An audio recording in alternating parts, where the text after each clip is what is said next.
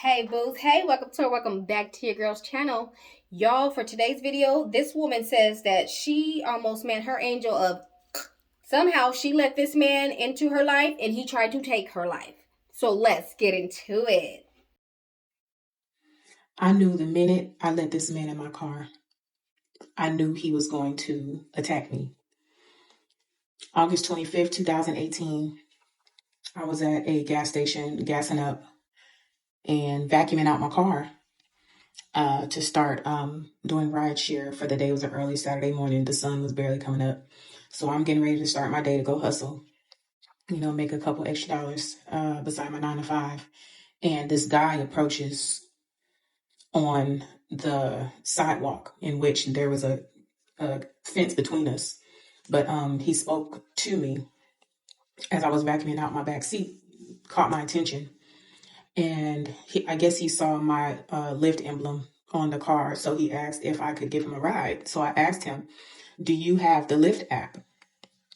And he said, no, but I have $15. I'm not going that far. Could you please give me a ride? So I thought about it because I'm like, I'd rather the ride be attached to the platform for safety purposes. But he looked like he was in some sort of distress. So against my better judgment, I said yes. And so once I put the vacuum up, I drove on the outside and got on the street and picked him up. Now, usually I don't allow passengers to ride in the front seat. But in this case, I was glad he hopped in the front seat. The minute I let this man in my car, I knew something bad was going to happen. I felt the dark energy, just the whole energy in the car just shifted. I knew something bad was going to happen.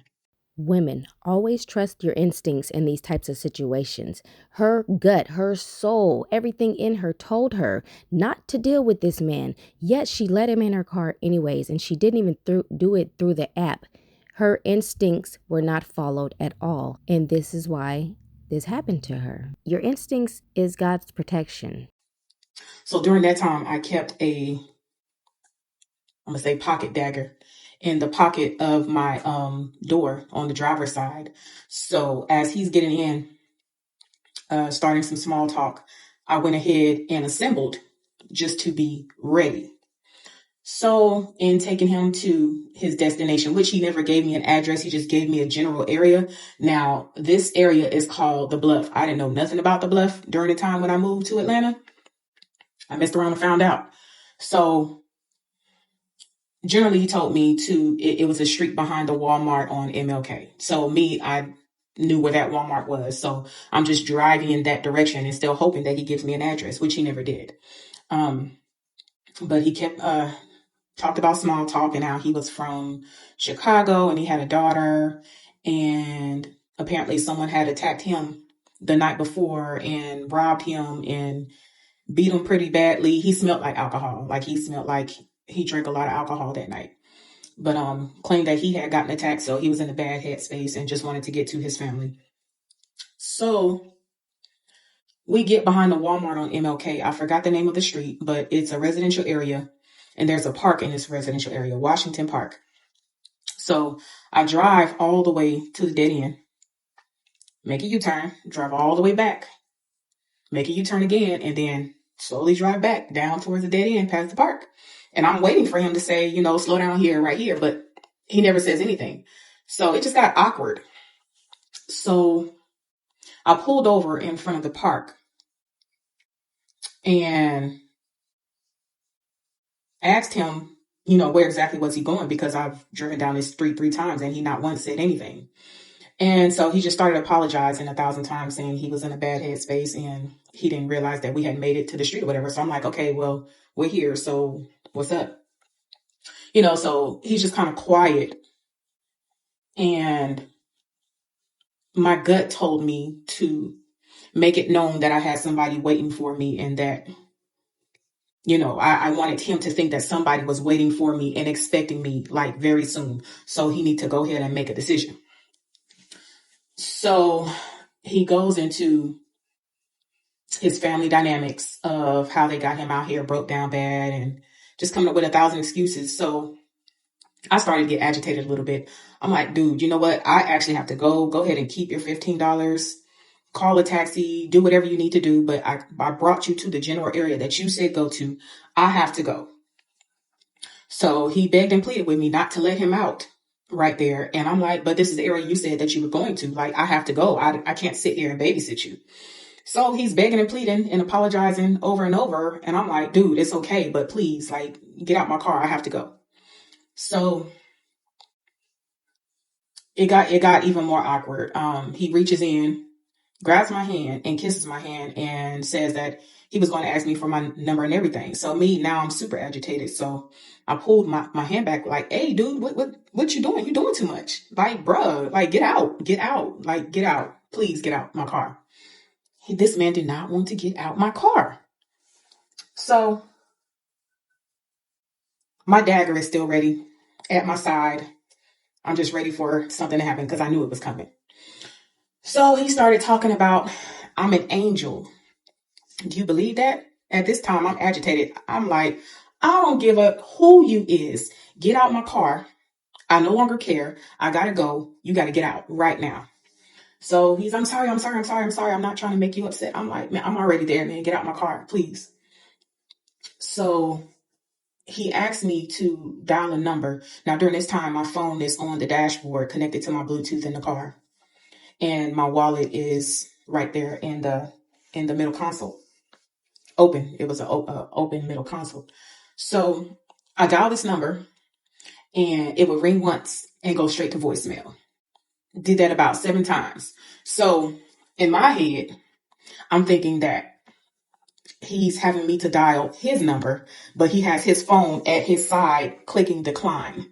Like it just seemed too convenient for him to be able to use the excuse of, see, my folks got me out here broke down bad. They not answering the phone. Like this is the type of family that I deal with. I'm like, yeah, okay, but you gotta go. You gotta go. It's not my problem. My folks waiting on me. So it got even more eerie. And he started talking about the angel stuff again. He said, I'm an angel. Like, do you believe that? And so I kind of glanced at him. And then as soon as I glanced at him, he shouts and says, I'm an angel of death.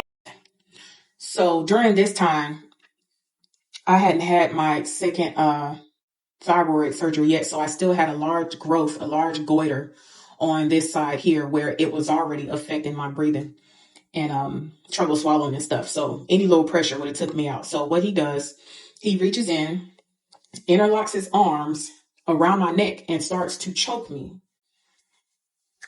I froze, not sure for how long, but I paused, I froze in panic. But once I snapped out, I grabbed that dagger and I fought back.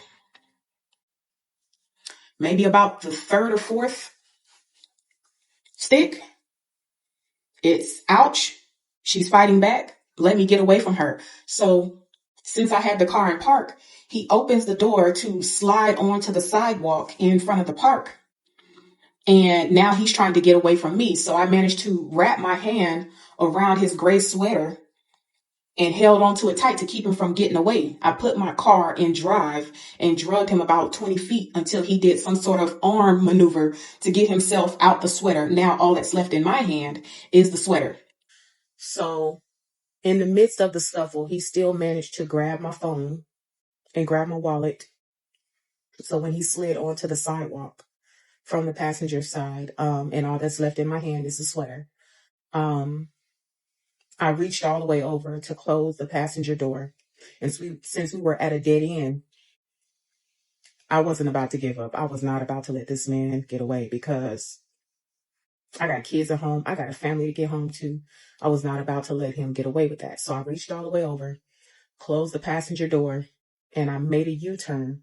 So as I'm making the U-turn, he ducks off in between these houses, trying to make me lose sight of him. But I was on him like white on rice. Like, you are not getting away today. When I tell you he messed with the wrong one that day, you're not getting away.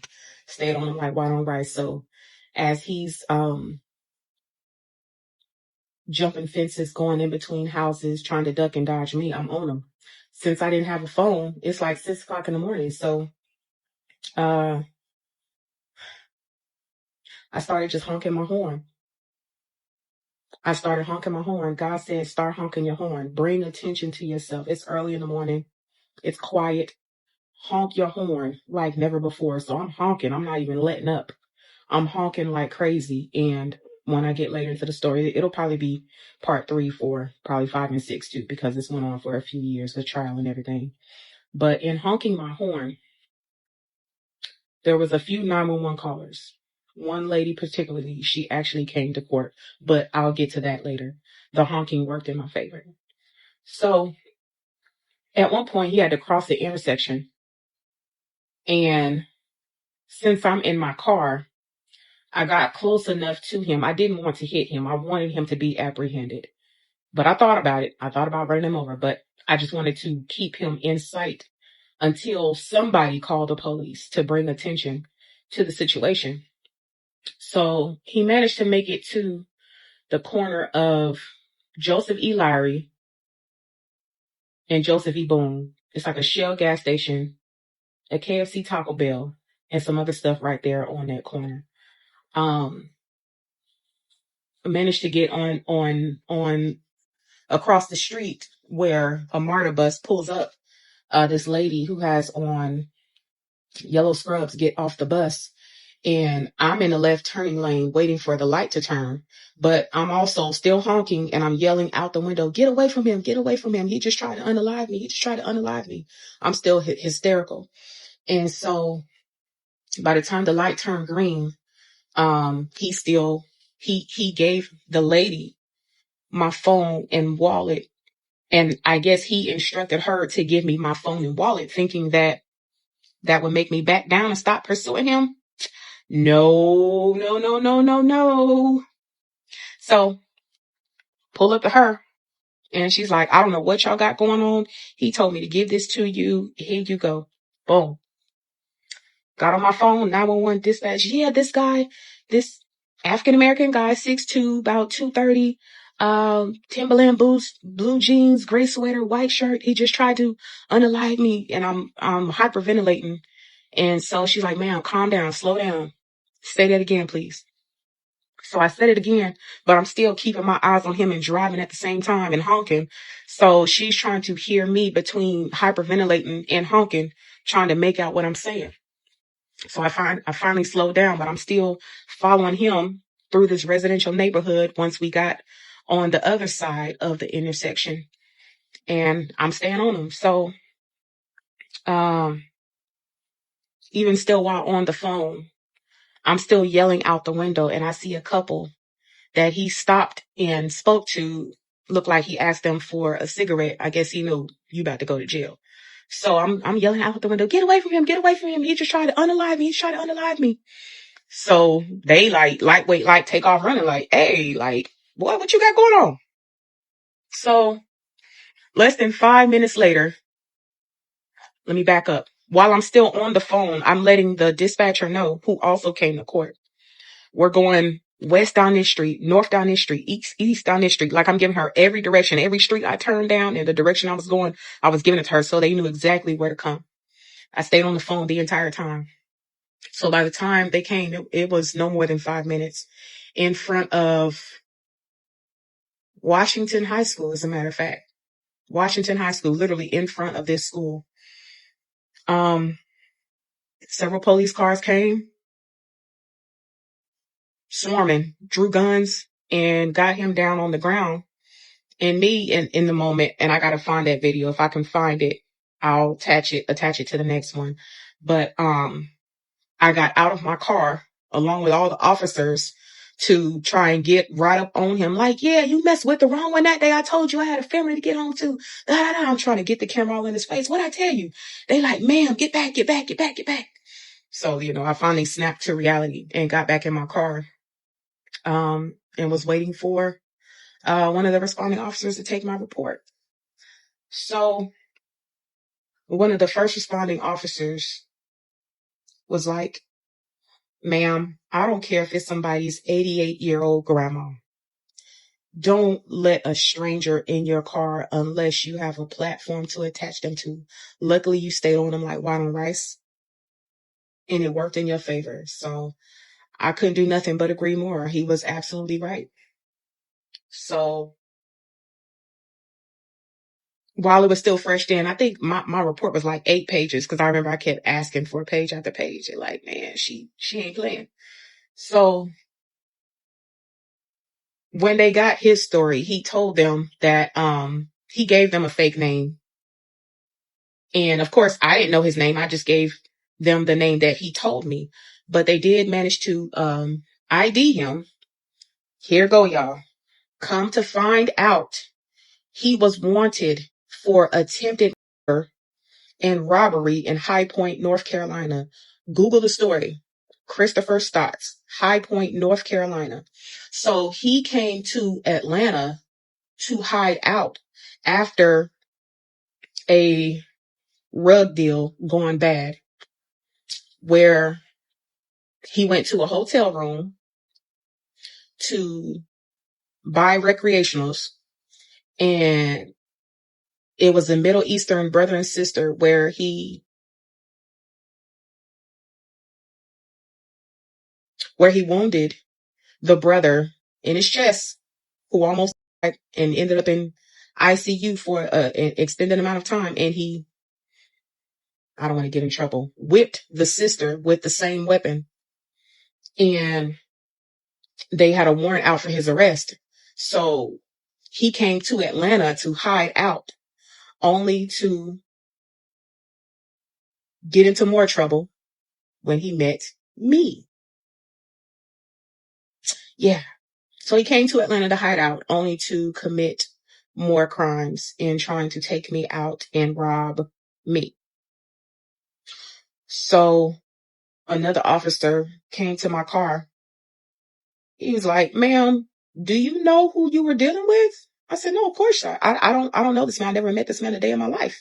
And that's when he told me exactly who he was and how he was wanted for attempted murder and robbery in High Point, North Carolina. So I'm just like, this was the guy I was just dealing with. Like, what? He's like, "Ma'am, you just got a dangerous man off the street. They've been looking for this man for a while." So I said, "Man, God, you are so good. You are so good." So as I'm just sitting there in the car, just continuing to write my statement, I was just thanking God in a moment, like, man. So once they took him into custody, I decided to not even drive for that day. I actually had stopped driving altogether. I was so shook and in dealing with something that traumatic, I dropped that side hustle altogether. Um, it wasn't until some years later, after trial, where I slowly got back into it. But once I tried to like baby step back into it, I remember I gave this lady a ride and she's in the back seat and she's digging through her purse trying to look for something. So I kept looking in the mirror, like, what is she doing? I'm still on edge, but she's moving back there a little bit too much. She's fidgeting a little bit too much. So I just kept looking like, it just made me so uncomfortable because why is you moving so much? I ended up letting that lady out my car and I ended the ride right there. That's how messed up I was. But back into the story. So they took him into custody and I didn't hear anything about the case until a few years later. I had never dealt with anything like this. So I'm thinking that, justice will take matters into whatever hands that they see fit. Like I didn't know I was going to have to go to court and it was going to be a whole trial by jury, the whole shindig. So it wasn't until some years later, a few years later, where uh the investigator on the case came to my job. I was thinking then when they called me to the front office, I'm like, what? Investigator? So he came to my job and to speak with me and told me that since the case was a my word against his type deal, that they needed me to get on the stand to testify. So I wasn't convinced. Like I really didn't want to get on the stand and have to face him again. Like, I'm just like, y'all do whatever y'all was gonna do. Like, I don't want to get on the stand. So he visited me at a later date, but during his time, he convinced me to go ahead and testify. And the part that got me was he shared with me that his daughter, who was in college, was also doing Lyft and doing other side gigs to, to get through school, to manage living all together. So he was like, you actually need to do this for all, not just the single moms like you, but all women like you who are out here hustling, trying to make a living for themselves. Like, you need to be the voice of them. So that convinced me, because all I ever want to do is help people. So I can't remember how much time from that point time had passed, but I remember the day I got on the stand, they played the 911 tape in court, and it was as if that wound was opened back up all over again. And not only that, seeing him in the courtroom, he was making facial grimaces at me, and snarling at his nose and kind of doing that type of gesture, eyeballing me as I'm up on the stand. So me being my fearless self, I interrupted court while listening to my 911 tape, and he's looking at me, trying to intimidate me to keep me from talking. I said, counsel, can you advise your client to stop making facial grimaces at me, trying to intimidate me? I am here to make a statement, and I am here to say what I got to say, but I will not do it with the thoughts of him thinking that he could intimidate me.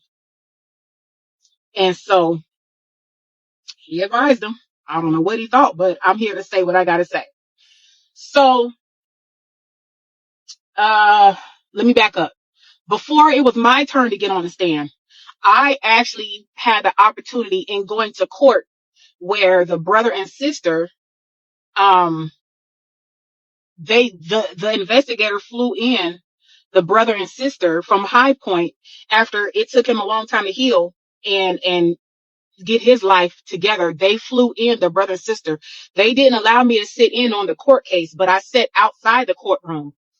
Let me tell y'all, when the brother, the one who was actually in the chest, when he came out of there, he was hyperventilating. He lost himself. Y'all, I had to grab this man and hold him and tell him everything's okay. Like, he's not getting out no more. It's okay. But I could only imagine, because I knew when it was my time to get on the stand, the faces and the facial grimaces that he was making at me. So the fact that he had to face him, this was his first time seeing him after he almost unalived. So when he got up on that stand, he lost it. When he came out of there, y'all, I just had to hold and caress and console him, because it was scary. It was a scary thing. Same thing for the sister. She was in tears and crying. And I'm just like, oh, it was a lot. That was a heavy day. But like I said, court went on for a few years. And what I later found out, court had been going on, but I wasn't brought up on the scene until I decided to testify, because it became a case of my word against his. So the investigator, the DA on the case, and everybody, the whole team who was involved, they got street cameras. They got the 911 dispatcher to come to court and speak. One of the callers who heard me honking came to court. I got a chance to meet all these people who spoke on my behalf. And back to the 911 tape. Hearing that tape in court, y'all, listen, ooh-wee. It was hurtful to hear the replay of it and to just hear how scared I was on that call and dealing with something like that, because I had never dealt with anything like that ever in my life before. And anybody who knows Atlanta knows that you can make a hustle out of anything. So when I decided to do that cash ride, it was because that was a thing. And it's still a thing here, where people do cash rides for people who don't have platforms where they accept cash rides. And that I just knew that was the first and only time I ever tried that. And I never, ever even want to do that now. I no longer even lift drive. But back to the story. Okay. So court went on for over 2 years. And since it was a his word against mine, type of case, his defense was, how could I fear for my life when I fought back and I wounded him? Who wouldn't fight for their life, sir? So yeah, so it was a whole shindig of that, but of course he had everything against him, everything against him. The 911 caller who witnessed it out her window, who saw what was going on and called on my behalf as the whole situation was happening. Um, yeah, so the day of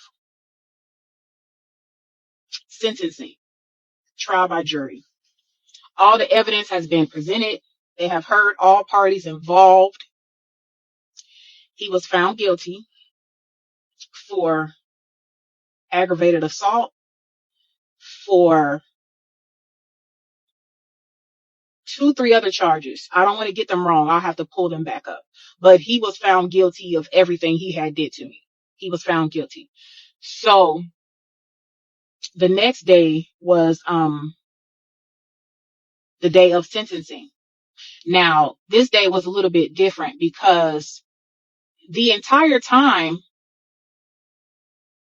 of court for over 2.5 years, I didn't think the judge was ever paying attention. So on the day of sentencing, the investigator and the DA sat next to me, in which the DA, this was actually his first case in criminal court because he had came from some other division. I forgot what it was. I think family court. So this was his first criminal case that he had ever, that he was ever fighting against for the state of Georgia. So the investigator and the DA sat next to me. And the investigator leaned in and told me that he was looking at 10 years. And is that okay? So, I was just like, it's bad enough that it's another one of our own, but it is what it is. He was wrong for what he did, and justice needs to be served. So yeah, 10 years is fine, whatever. So what stuck out is that through all the court sessions, the judge really doesn't say much when it's a trial by jury. But on the day of sentencing, this judge, she spoke for a minute, maybe 30 to 45 minutes of speaking about my situation, how it affected me as a single mom, how it affected my income, because I also had to prove, how it affected my income. And I had to prove everything as far as how it messed me up. And so when it came time for her to talk, she said so much. I never once thought she was really paying attention like that. But that was me, because the whole court sessions were led by the prosecutor and the jury and all of that. So she spoke on my behalf for quite some time. And I'm just like, wow, she was paying attention. And she hit every nail on the head, and he had no remorse. They gave him the opportunity to speak. When they sentenced him to, now keep in mind, the investigator told me 10 years. By the time she got through saying what she had to say and all the penal codes and everything and made her whole speech, she said 20 years concurrent. So once he serves his time here in the state of Georgia, he will then be indicted back to High Point, North Carolina, to still deal with that attempted and robbery charge that he was running away from. I looked at the DA. I looked at the investigator. We shook hands, stood up. And at the last minute, the guy tried to act crazy. He just started thanking the judge. He was just like, thank you. Thank you, judge. Thank you. So the courtroom, we all looking confused, like, what's up? So he started to play crazy, play insanity at the last minute. Once she said that 20 years, oh, he was real crazy then. So we all looking around confused as he's saying thank you so many times. And so the judge finally says, you know what? That is actually the highest form of praise that I've ever heard on the day of sentencing. Thank you very much. I wish you well. And so he proceeded on to say it in an aggravating way. So, after a while, the judge like, yeah, whatever, bailiff, get him out of here. So got him up out of there, shook hands with the DA and the investigator. They thanked me for being brave, and we got up out of there. That was that. As of today, recently, I went online just to check this man's status, and I see that he has been putting in appeals since the day of sentencing, but it's either nobody wants to take his case or like it just falls through the cracks, I guess. I don't know, but he's been fighting to appeal his case. So there may be a time where I may be pulled back into court. But if so, then I'll just have to deal with that if that time comes. But yes, he is currently appealing his case, and he is serving his time somewhere in South Georgia. As I reflect on my journey, I see how God turned my fear into faith and my pain into purpose. By sharing my story, I became a vessel of hope for single moms, for women who just out here trying to live the best life they can to provide for their loved ones, and just trying to walk the right road. Sis, your story carries the same power. When you choose faith over fear, you not only step into freedom, but you also light the path for others. Trust that God will use every chapter of your life to bring glory to his name and healing to his daughters. Always stay alert and be on the lookout for these crazy fools. Please, boo, like this video. Don't forget to subscribe. Don't forget that I love you with everything in me, and I appreciate everything y'all have done to help me grow this channel. And I bet I catch you in the next one, boo.